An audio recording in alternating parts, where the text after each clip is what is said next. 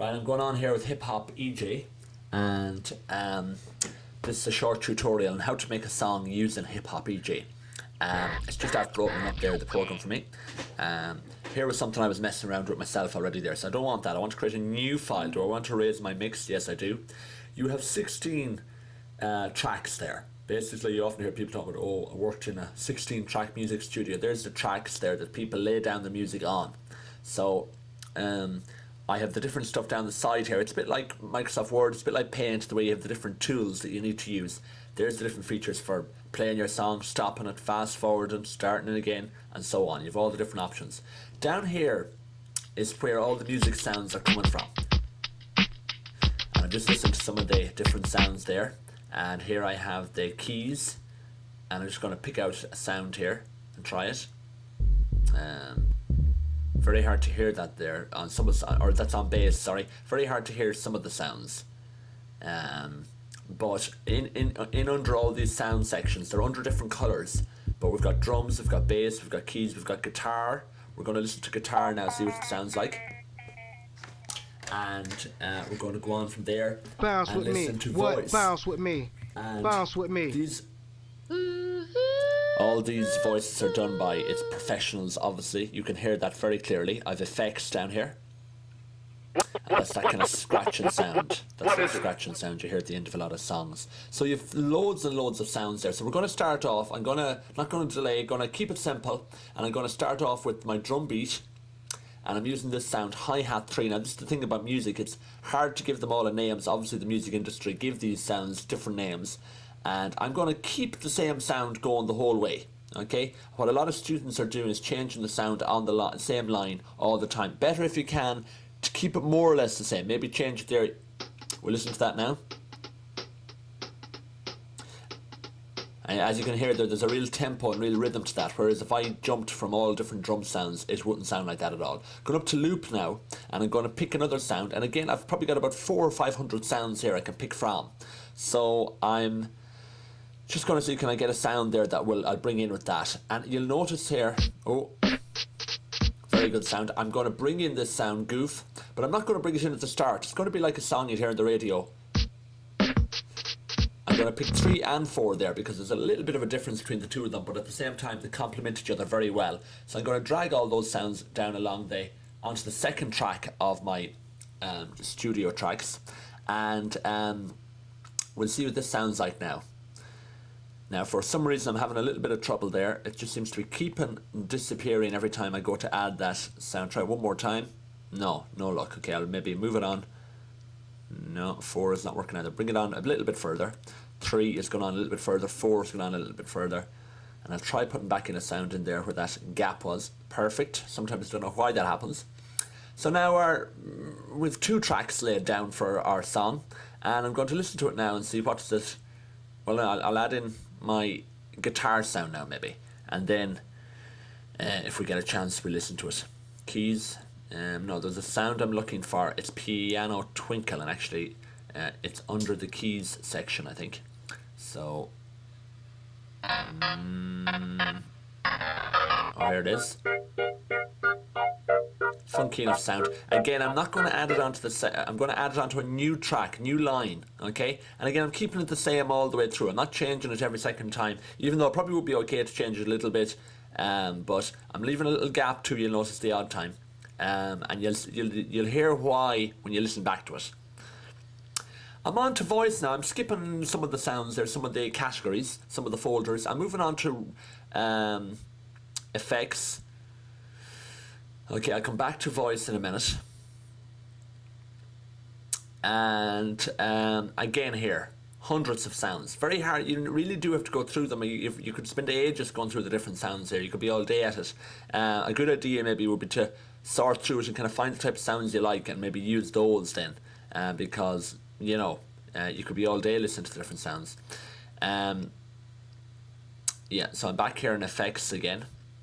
Okay, I'm looking for a sound. It's actually kind of called Central Station, I think it's called. Yeah, here it is. And it's literally like where a train station or something would be, the kind of the crowds of people there. I heard it on another track there, and it does sound good. It kind of sounds cool. So I'm going to add that in as well. And again, I'm keeping it the same. And you'll notice a different colour on each line. Now that doesn't strictly have to be the case, but it just ensures that what you're doing is much neater than if you didn't do that.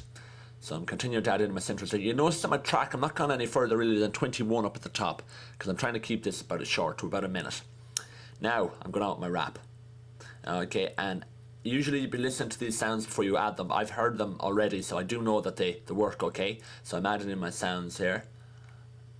And this is the man rapping, and the voice down beneath here is there's woman, and there's men and women rapping for this section underneath the voice one. So I've heard some of these before as well.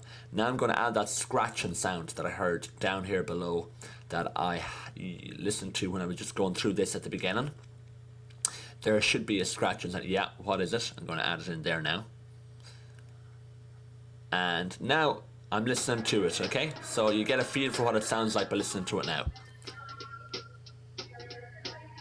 Okay, you notice how it's building up now, the song. Next layer. With me. And the piano Twinkle about to come in now.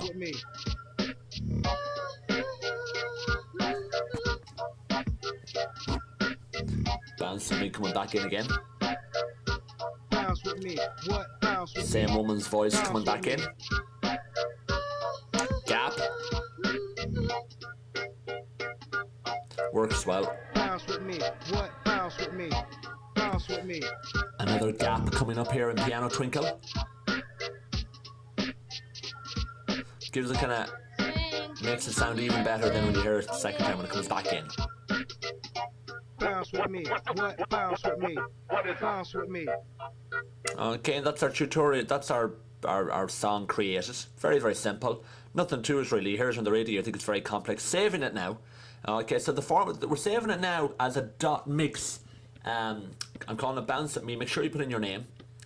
And I'm saving it. And this allows me, I'm having a bit of trouble with my typing on this keyboard, but anyway, do I want to erase my mix? Yes, that basically means I've saved now, so I can go back in and open up the same track again and manipulate it, and look at it, I'm adding in more sounds to it now, so I can come back to that song. That's the formative thing I'm making. You see the rubber there? That's allowing me to rub out different sounds on the track there, so it's very, very handy to have that. There's the record sound. I can record my voice there in that. Okay, so if you wanted to sing to your own song, that's the option there for you as well. This is the individual track volume controls. This basically means that you can take down the sounds on 2 or 3 of the tracks, or the whole lot of them if you want, or just make them lower, or whatever you want to do to bring other sounds more to the foreground. Okay, I'm going to put them back the way it is because I don't need to do anything that complicated. I'm happy enough with them the way they were. What am I going to do here now? I'm going to export my mix. So now that basically means that I'm happy with it. I've finished it. I've made all the changes I want to make. I'm going to have it as MP3 from my MP3 player.